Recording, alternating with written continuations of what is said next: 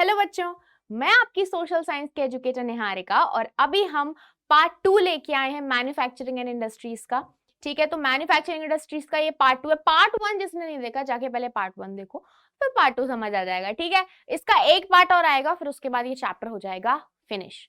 ठीक है, तो let's start the chapter. Okay, तो भाई अभी हम ना इस पार्ट में अभी जो पहला टॉपिक है that is classification of industries. हम इंडस्ट्रीज को क्लासिफाई करेंगे अलग अलग बेसिस पे। ठीक है, तो सबसे पहला बेसिस भाई क्या है?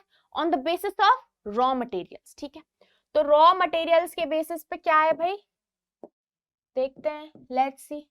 तो first is on the basis of raw material. तो पहला आता भाई एग्रो बेस्ड इंडस्ट्रीज, जो एग्रीकल्चरल पे टोटली बेस्ड होती हैं। तो कॉटन इंडस्ट्री हो गई जो है ना टेक्सटाइल वाली, वुलन हो गई, jute, silk, rubber, sugar, T, coffee, ये सब एग्रो बेस्ड इंडस्ट्रीज हैं बेटा। क्यों है एग्रो बेस्ड? क्योंकि देखो कॉटन जो है, वूल जो है, ठीक है, जूट जो है, सिल्क जो है, रबर जो है, शुगर, टी, ये सब एग्रीकल्चरल प्रोडक्ट्स हैं। कौन से प्रोडक्ट्स हैं? एग्रीकल्चरल प्रोडक्ट्स हैं सब। तो जब हम एग्रीकल्चर करते हैं, इन सारे प्रोडक्ट्स को उगाते हैं, इन सारे प्रोडक्ट्स की खेती करते हैं, फिर ये इंडस्ट्रीज इन सारे प्रोडक्ट्स को as a raw material occupy करती हैं और फिर ये प्रोडक्शन करती हैं। ठीक है, तो ऐसी इंडस्ट्रीज जो एग्रीकल्चर पे डिपेंड होती हैं, उनको हम कहते हैं एग्रो बेस्ड इंडस्ट्रीज। ठीक है, ठीक है, तो रॉ मटेरियल कहां से आ रहा है? यहाँ पे एग्रीकल्चर से आ रहा है। अब आ गई मिनरल बेस्ड इंडस्ट्रीज इसमें। ठीक है, तो यहाँ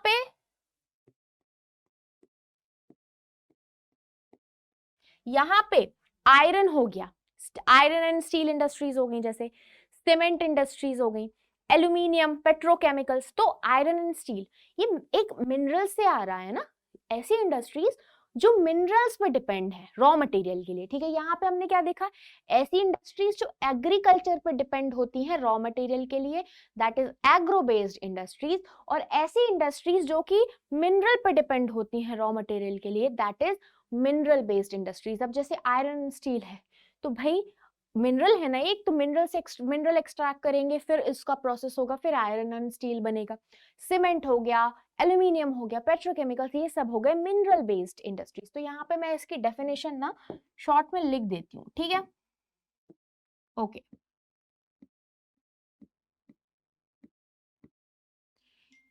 इंडस्ट्रीज बेस्ड ऑन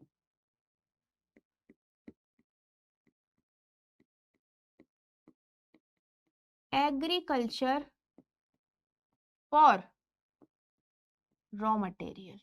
ठीक है, so these are agro based industries. और ऐसी इंडस्ट्रीज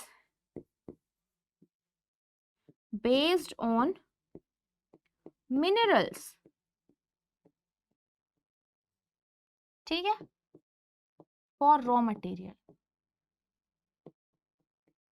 दैट आर व्हाट?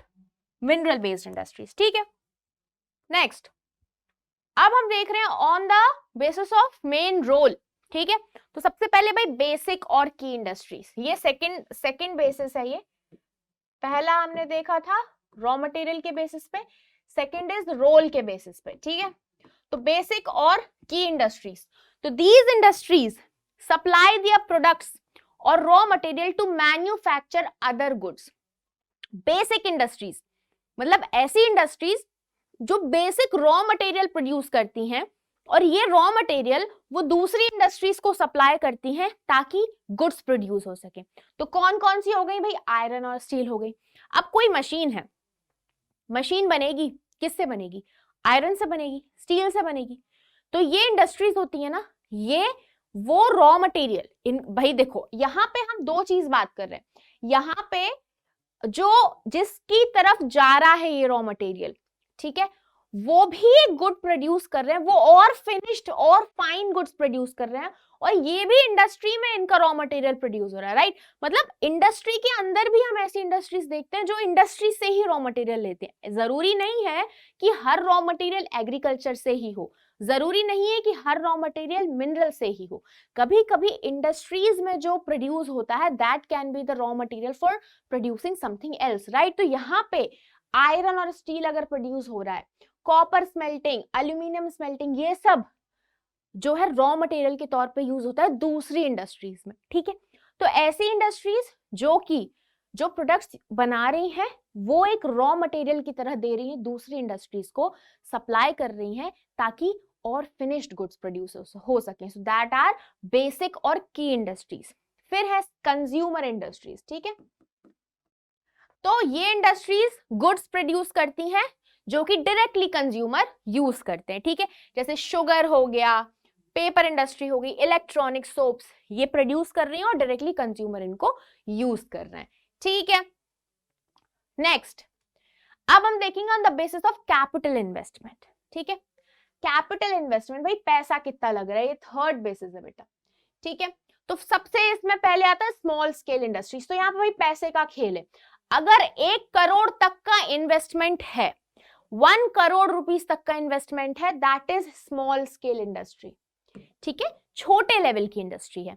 और अगर मोर देन 1 करोड़ का इन्वेस्टमेंट है किसी इंडस्ट्री में, that is large scale industry, okay. So इसका तो भाई बहुत इजी सा है, स्मॉल स्केल है, कम पैसा, लेस देन 1 करोड़ या up to 1 crore, that is small scale, and more than 1 crore is large scale industries, ठीक है, okay. Next, on the basis of ownership, भाई this is fourth basis, right? Yeah, this will be fourth basis. Okay, so on the basis of ownership क्या होती है बेटा? मालिकी, ठीक है। ownership is what? मालिकी, है ना। ownership is what?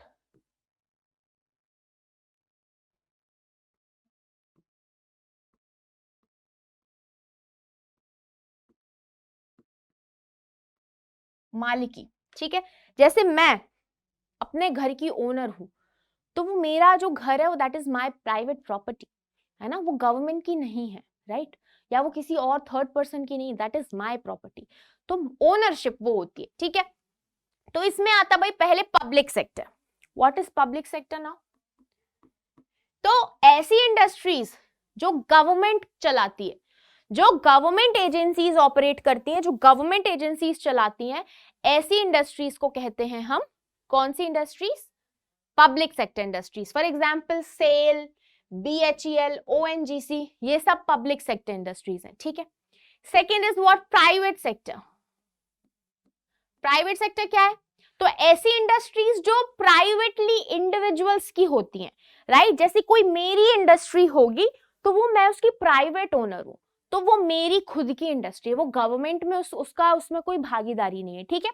तो ऐसी इंडस्ट्रीज जो गवर्नमेंट ऑपरेट नहीं करती हैं, जो खुद की होती हैं, जो इंडिविजुअल्स की होती हैं, इंडिविजुअल्स उनमें उनको ऑपरेट करते हैं, those industries are known as what? Private sector industries, ठीक है।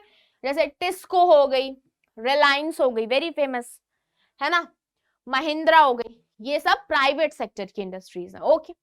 नेक्स्ट, इसी में ओनरशिप में एक और है जॉइंट सेक्टर। तो जॉइंट सेक्टर क्या है? तो जॉइंटली गवर्नमेंट और इंडिविजुअल वो साथ में एक रिश्ता बना लेते हैं और वो जॉइंटली उस इंडस्ट्री को हैंडल करते हैं, ऑर्गेनाइज करते हैं, उसको चलाते हैं। जॉइंटली चला रहे हैं ना, और गवर्नमेंट भी रोल प्ले कर रही है यहाँ पे और इंडिविजुअल्स भी रोल प्ले कर रहे हैं। सो वो जॉइंटली इंडस्ट्री को चला रहे हैं, that is known as joint sector industries, ठीक है। जॉइंटली वो चला रहे हैं, जैसे ऑयल इंडिया लिमिटेड, ये एक जॉइंट सेक्टर इंडस्ट्री है, ठीक है। गवर्नमेंट के भी शेयर्स हैं इसमें और इंडिविजुअल के भी शेयर्स हैं। नेक्स्ट, इसी में है भाई एक कोऑपरेटिव सेक्टर भी। तो कोऑपरेटिव सेक्टर में अमूल का नाम सुना होगा भाई, अमूल इज वेरी फेमस, है ना, वेरी फेमस। तो ऐसी इंडस्ट्रीज जो कि ओन और ऑपरेट की जाती हैं प्रोड्यूसर्स या सप्लायर्स ऑफ रॉ मटेरियल के द्वारा, मतलब जैसे अमूल है, फॉर एग्जांपल अमूल से समझो तो बहुत सारे अलग अलग लोग थे जिनकी गाय भैंसें थी, ठीक है, जो दूध सप्लाई करते थे या कुछ भी, तो इन सब लोग मिल गए, ठीक है, एक कोऑपरेटिव ग्रुप बना लिया, दूध इकट्ठा करने लगे, एक बिजनेस बना लिया और फिर वो दूध की सप्लाई करने लगे। प्रॉफिट भी बढ़ता है, लॉस भी बढ़ता है, तो ये कोऑपरेटिवली यूज कर रहे हैं ना, है ना, कोऑपरेटिवली ये काम कर रहे हैं। तो यहाँ पे क्या इंडिविजुअल्स जो होते हैं अलग अलग अलग अलग अलग अलग लोग हैं, वो अपना रॉ मटेरियल मतलब वो कुछ भी सप्लाई कर रहे हैं, कुछ भी प्रोड्यूस कर रहे हैं, तो बहुत सारे लोग मिल जाते हैं, साथ में प्रोड्यूस करते हैं, ठीक है, साथ में गुड्स को प्रोड्यूस करते हैं, साथ में जनरेट करते हैं सब कुछ, और फिर वो बेचते हैं, फिर वो कहते हैं ना उसका बिजनेस करते हैं, मार्केट में बेचते हैं। दैट इज, इस टाइप से जो करते हैं इंडस्ट्री में production, that is known as cooperative sector industries, ठीक है, जो भी इंडस्ट्री ऐसा करती है। तो भाई जो भी रिसोर्सेस लगेंगे वो सब लोग इकट्ठा अपना अपना आधा आधा आधा आधा शेयर देंगे, उसके इक्वली कंट्रीब्यूट करेंगे, प्रॉफिट होगा तो इक्वली बटेगा, लॉस होगा तो भी इक्वली बटेगा, ये होता है, ठीक है। तो भाई इसमें सबसे अच्छा एग्जाम्पल है अमूल, ये एक मिल्क कोऑपरेटिव है, ठीक है, बहुत अच्छा एग्जाम्पल है, अमूल ने बहुत भाई बहुत ज्यादा तरक्की की है, ठीक है। Sugar industry in Maharashtra, sugar जो महाराष्ट्र में sugar industry, that is also the example of cooperative sector, ठीक है। आगे अब किसके बेसिस पे, bulk and weight of raw materials and finished goods के बेसिस पे, ठीक है। तो इसमें आती है हैवी इंडस्ट्रीज। अब हैवी इंडस्ट्रीज क्या है, ऐसी industries in which large machines and heavy और बल्की रॉ मटेरियल आर यूज्ड, मतलब ऐसी इंडस्ट्रीज जिसमें बहुत बड़ी बड़ी बड़ी बड़ी मशीन्स यूज होती हैं और बहुत हैवी और बहुत बल्की रॉ मटेरियल यूज होता है, ठीक है, बहुत हैवी रॉ मटेरियल यूज होता है गुड्स को प्रोड्यूस करने के लिए, जैसे ऑटोमोबाइल्स है ना, गाड़ियां जहां से बन रही हैं, दैट इज, ठीक है। कंस्ट्रक्शन मशीनरी, कंस्ट्रक्शन के लिए जो मशीन्स लगती हैं उनको बनाना, वो भी तो किसी इंडस्ट्री में बनती होंगी ना, तो ये बहुत बड़ी बड़ी इंडस्ट्रीज होती हैं और इनमें बहुत बल्की मटेरियल, बहुत हैवी मटेरियल यूज होता है ना, बहुत बड़ी बड़ी मशीन्स यूज होती हैं, तो ऐसी इंडस्ट्रीज क्या होती हैं, हैवी इंडस्ट्रीज, ठीक है। Iron and steel industry is also heavy industry, ठीक है। एग्जाम्पल के लिए लाइट इंडस्ट्री क्या है, तो ऐसी इंडस्ट्रीज जिसमें जो रॉ मटेरियल यूज होता है वो लाइट वेट, कहते हैं ना लाइट यूटिलिटी गुड्स प्रोड्यूस करते हैं उसमें, एग्जाम्पल जैसे इलेक्ट्रिकल इंडस्ट्रीज हो गई, हमारी इलेक्ट्रिकल प्रोडक्ट्स बनते हैं जो छोटे छोटे, ये सब क्या है लाइट इंडस्ट्रीज में बनते हैं, ओके। जैसे toy industry is also an example. तो ये हो गया भैया on the basis of weight and bulk of the raw materials and finished goods, ठीक है। अब भाई on the basis of material used, ठीक है, तो on the basis of material used industries दो में क्लासिफाइड है, agro based and mineral based. पढ़ा है अभी हमने, इसको ही हम एलैबोरेटिवली थोड़ा सा पढ़ेंगे, ठीक है। एग्रो बेस्ड क्या था, रॉ मटेरियल कहां से आता है, एग्रीकल्चर से आता है,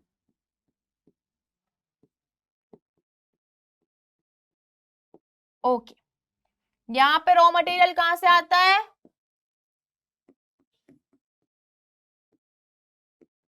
मिनरल्स, राइट, ठीक है।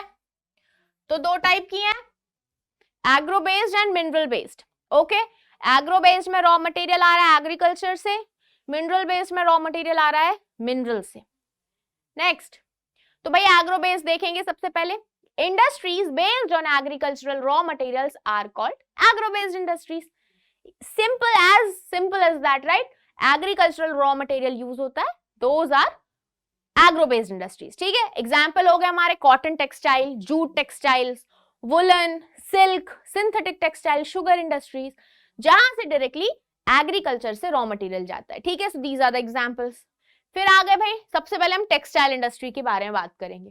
तो टेक्सटाइल इंडस्ट्री जो है वो 14% इंडस्ट्रियल प्रोडक्शन है हमारी इंडिया में, ठीक है। तो 14% जो इंडस्ट्रीज में प्रोड्यूस होता है, इंडस्ट्रीज में प्रोड्यूस होता है,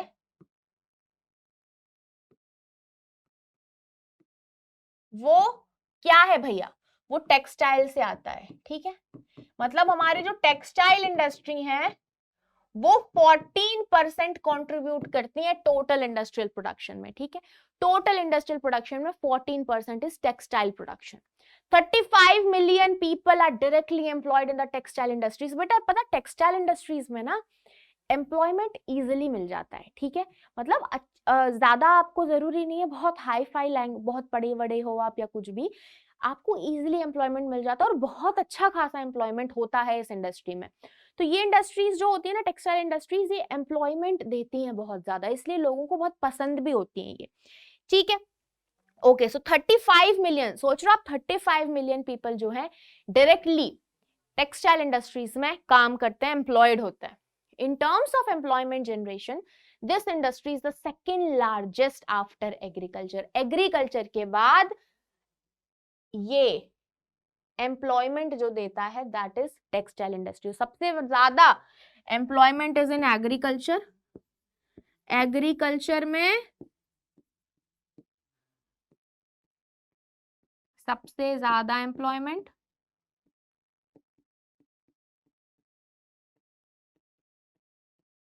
उसके बाद फिर आती है टेक्सटाइल, ठीक है। टेक्सटाइल में सेकंड लार्जेस्ट एम्प्लॉयमेंट है ये, ठीक है। तो टेक्सटाइल इंडस्ट्री में एग्रीकल्चर के बाद सबसे ज्यादा एम्प्लॉयमेंट देखा जाता है, जनरेट होता है, ठीक है। आगे बढ़ते हैं।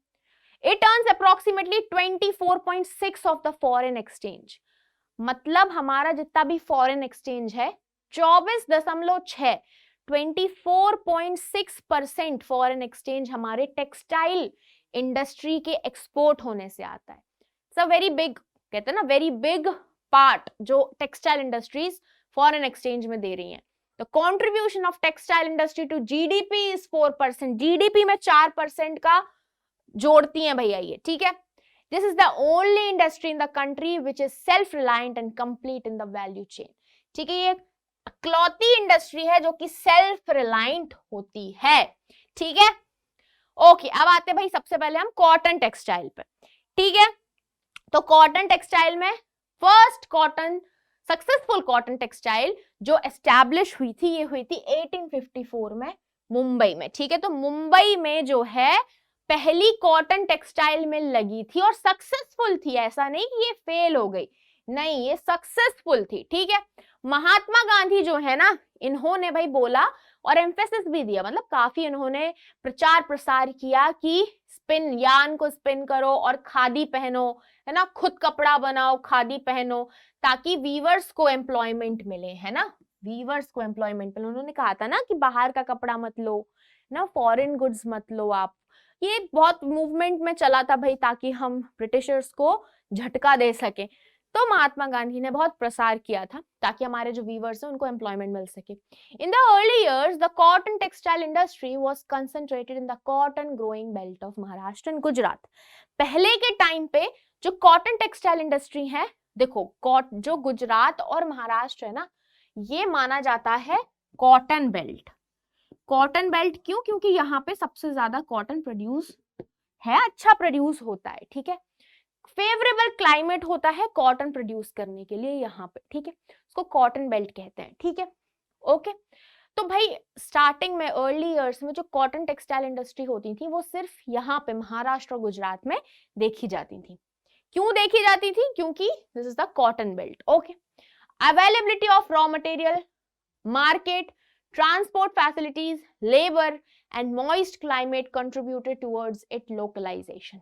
अभी यहां से ना बेटा ट्रिकी क्वेश्चन आ जाता है कि what is important for cotton textile industry के लिए, कैसी, मतलब क्या लोकेशन होनी चाहिए, क्या फैक्टर्स हैं। तो ये फैक्टर्स हैं कि भाई रॉ मटेरियल इजीली अवेलेबल होना चाहिए वहां पे, मार्केट अच्छा होना चाहिए, ट्रांसपोर्ट फैसिलिटीज होनी चाहिए, लेबर इजीली मिल जानी चाहिए, क्लाइमेट मॉइस्ट होना चाहिए। ये आइडियल फैक्टर्स हैं लोकेशन के लिए, ठीक है। तो अब मुंबई और गुजरात में ये सारे फैक्टर्स थे भी, है ना, अवेलेबिलिटी थी रॉ मटेरियल की, मार्केट अच्छा था, पोर्ट फैसिलिटीज थी, ट्रांसपोर्ट अच्छा था, लेबर मिल जाती थी, क्लाइमेट मॉइस्ट था, तो इसलिए this was good for localisation. तो ये सब इंपॉर्टेंट है for the location of the textile, cotton textile की इंडस्ट्री के लिए, ठीक है। While spinning continues to be centralized in Maharashtra, Gujarat and Tamil Nadu, weaving is highly decentralized। अभी भी जो spinning process है वो महाराष्ट्र, गुजरात और तमिलनाडु में होती है। वीविंग जो है वो डिसेंट्रलाइज्ड हो गई है, वो अलग अलग जगह बट गई है, ठीक है। और उसने क्या स्कोप दिया है, ट्रेडिशनल स्किल्स को भी स्कोप दिया है, इनकॉर्पोरेट किया है, डिजाइन किया है in what, cotton, silk, zari, embroidery, इसमें ट्रेडिशनल आइडियाज थे इनको इनकॉर्पोरेट किया है, ठीक है। तो स्पिनिंग जो है वो अभी भी महाराष्ट्र, गुजरात और तमिलनाडु में होती है, पर जो वीविंग है वो डिसेंट्रलाइज हो गई है, और यहाँ पे हमने ट्रेडिशनल चीजों को इन्वॉल्व किया है, उसको खोने नहीं दिया, इन्वॉल्व किया है कि जो जरी वाला वर्क है ना, एम्ब्रॉयडरी वाला वर्क है, वो क्या इंप्रूव हो, वो एक लुप्त ना हो जाए। तो यहाँ पे हमने क्या बांटा है इसको, ठीक है।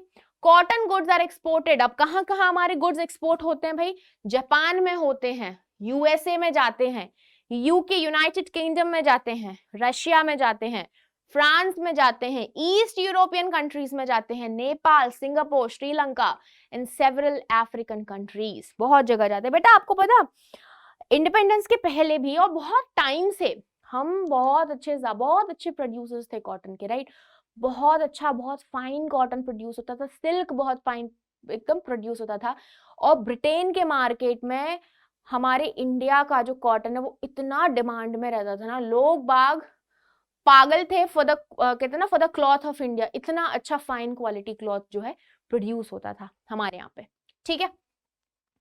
ओके नेक्स्ट, अब प्रॉब्लम्स क्या है भाई, देखो हर जगह पे कहीं ना कहीं कुछ ना कुछ तो प्रॉब्लम्स होती ही होती हैं, ठीक है।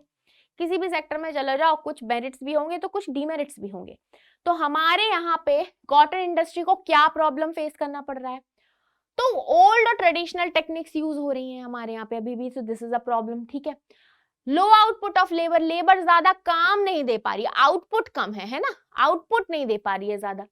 Stiff competition with synthetic fibre industry, हमारे यहाँ पे अब सिंथेटिक फाइबर लोग ज्यादा पहनने लगे हैं, वो इंडस्ट्री जो है बाहर निकल के आई, एकदम आउटस्टैंडिंग हो गई है। तो सिंथेटिक फाइबर अच्छा खासा टक्कर का कंपटीशन देता है कॉटन इंडस्ट्री को, ठीक है।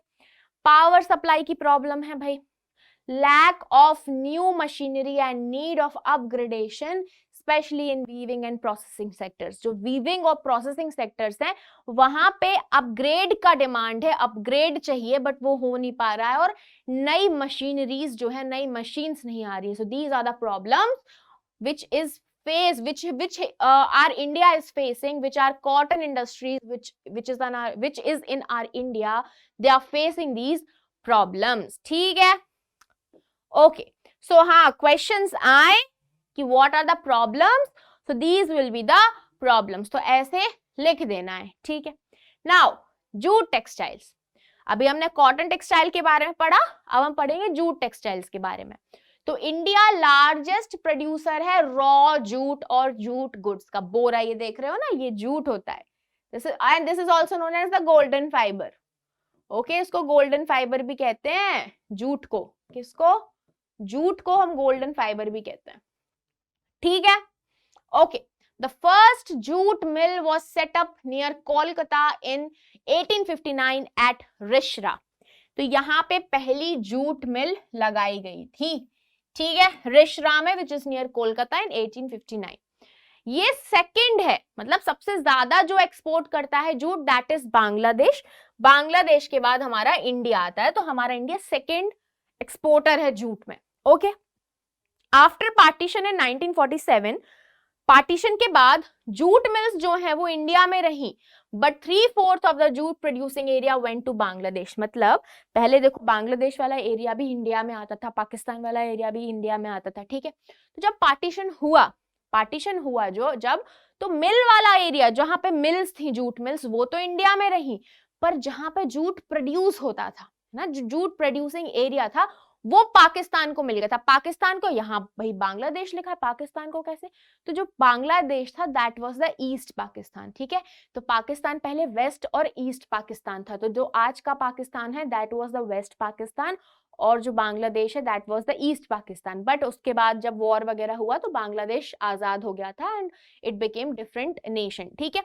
तो बांग्लादेश को चला गया जूट प्रोड्यूसिंग एरिया 3/4, है ना, और हमारी इंडिया के पास सिर्फ क्या रह गया, मिल्स रह गई, ठीक है, ऐसा हुआ था। तो jute industries located along the Hooghly river in west Bengal, कहां पे है जूट इंडस्ट्रीज जो है वो हुगली रिवर पे लोकेटेड है वेस्ट बंगाल में।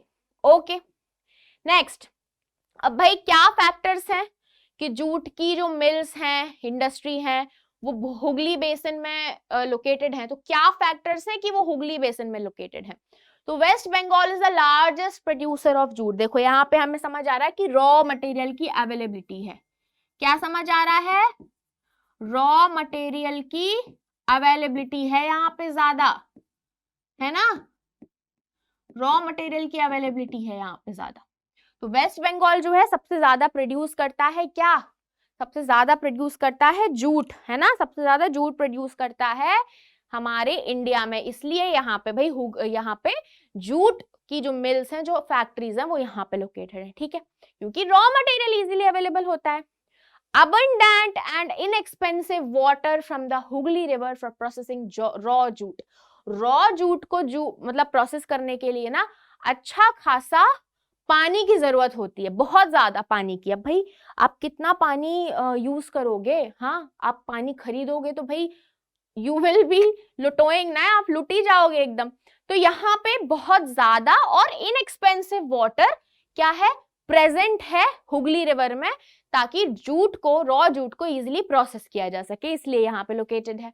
उसके बाद यहाँ पे वेस्ट बंगाल, बिहार, उड़ीसा और उत्तर प्रदेश से चीप लेबर मिल जाती, ठीक है, लेबर भी जो सस्ते दाम में काम कर सके, तो चीप लेबर अवेलेबल है, तो इसलिए लोकेटेड। यहाँ पे हम देख रहे हैं ना, फैक्टर सारे फिल हो रहे हैं। रॉ मटेरियल अवेलेबल है, ठीक है, पानी की जरूरत है भाई, तो पानी अवेलेबल है, लेबर अवेलेबल है ना।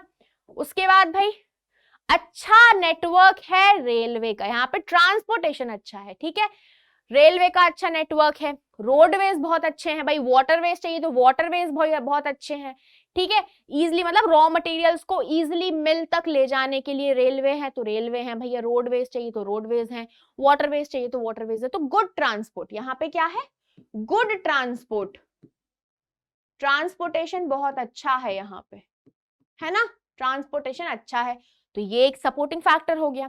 Inexpensive cheap water transport and Kolkata port for export of jute goods. अगर हमें जूट के गुड्स को एक्सपोर्ट करना है तो यहाँ पे भाई वाटर ट्रांसपोर्ट जो है वो चीप होता है, तो चीप है वो, और कोलकाता पोर्ट भी लोकेटेड है, तो यहाँ पे भी इजी ट्रांसपोर्टेशन हो गया, है ना, ट्रांसपोर्टेशन इजी है यहाँ पे भी, तो भाई इसलिए this is also a supporting factor. फिर being a large urban centre, Kolkata provides banking, insurance and other facilities. Kolkata जो है अच्छी बड़ी सिटी है ना, एक अर्बन सेंटर है, तो यहाँ पे भाई अर्बन सेंटर है तो बैंकिंग अच्छी होगी, है ना भाई, इंश्योरेंस वगैरह की फैसिलिटीज अच्छी होंगी, दूसरी फैसिलिटीज अच्छी होंगी, तो ये सब तो रिक्वायर्ड होती है। तो because that Kolkata is urban centre, तो यहाँ की बैंकिंग, इंश्योरेंस और दूसरी फैसिलिटीज बहुत अच्छी हैं, तो इसलिए this is also supporting factor कि यहाँ पे जूट मिल्स जो है, जूट इंडस्ट्रीज यहाँ पे लोकेटेड है, ठीक है। अब भाई अब हम ये देखेंगे क्या प्रॉब्लम्स है, क्या चैलेंजेस जूट इंडस्ट्री फेस कर रही है। तो सबसे पहले यहाँ पे भी सिंथेटिक फाइबर अच्छा खासा कंपटीशन दे रहा है जूट को, है ना, मार्केट में, तो यहाँ पे उसको कंपटीशन फेस करना पड़ रहा है, तो एक तो ये प्रॉब्लम हो गई, ठीक है। और एक और, सिंथेटिक फाइबर चीप होता है जूट के कंपैरिजन में, जूट जो है वो थोड़ा महंगा आता है और सिंथेटिक फाइबर थोड़ा सा सस्ता आता है। जूट में भी लागत वगैरह भी है, तो प्रॉफिट कमाएंगे, वो फ्री में तो बेच नहीं देंगे, पर फिर भी जूट जो है महंगा आता है इन कंपैरिजन टू क्या, सिंथेटिक फाइबर। तो लोग भाई अब सस्ता ही खरीदना चाहते, तो लोग ज्यादा सिंथेटिक फाइबर को खरीदना चाहते हैं, सिंथेटिक फाइबर से बनी हुई चीजों को खरीद लेते हैं इन कंपैरिजन टू जूट। तो यहाँ पे भाई एक ये प्रॉब्लम है, जूट कल्टीवेशन बहुत एक्सपेंसिव और हार्ड होता है, ठीक है, पैसा ज्यादा लगता है, तो एक्सपेंसिव और हार्ड होता है जूट को कल्टीवेट करना, ठीक है, तो एक ये प्रॉब्लम हो गई।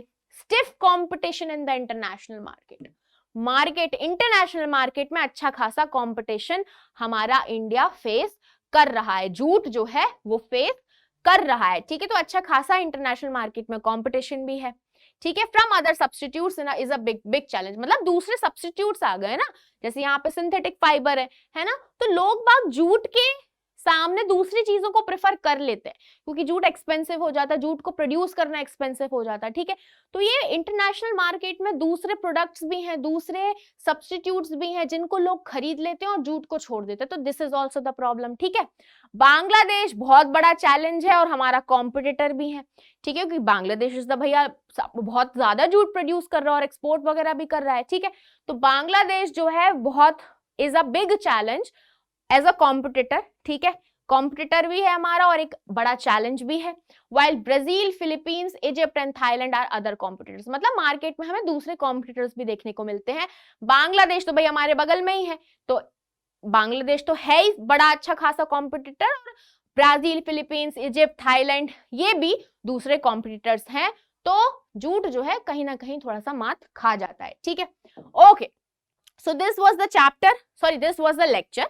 अभी एक पार्ट आएगा और अभी चैप्टर फिनिश नहीं हुआ है, अभी एक पार्ट और आएगा इस चैप्टर का और उसके बाद चैप्टर हो जाएगा फिनिश, ठीक है। तो फिर नेक्स्ट पार्ट में मिलते हैं पूरा चैप्टर को फिनिश करने के लिए, ओके। और हाँ, इस लेक्चर के या किसी भी लेक्चर के आपको नोट्स डाउनलोड करना है तो आप हमारे ऐप पे जाके नोट्स को डाउनलोड कर सकते हैं, ठीक है। So do visit our app ताकि आपको सारे अपडेटेड अच्छे से नोट्स, सॉर्टेड नोट्स मिल सके, ठीक है। तो फिर मिलते हैं नेक्स्ट लेक्चर में, बाय बाय बच्चों।